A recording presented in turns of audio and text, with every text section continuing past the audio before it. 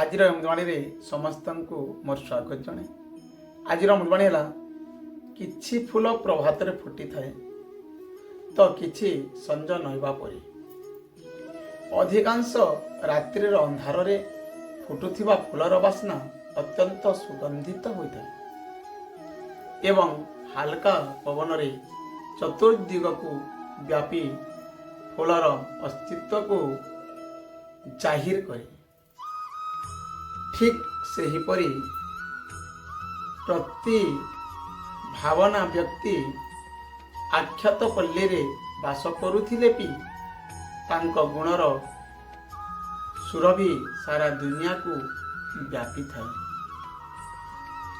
ଏଇଟା ଥିଲା ଆଜିର ଅମୃତବାଣୀ। ଏହି ଅମୃତବାଣୀଟିକୁ ସମସ୍ତଙ୍କ ପାଖକୁ ସେୟାର କରନ୍ତୁ। ଭଲ ଲାଗିଲେ କମେଣ୍ଟରେ ଜୟ ଗୁରୁ ଲେଖନ୍ତୁ। ଜୟ।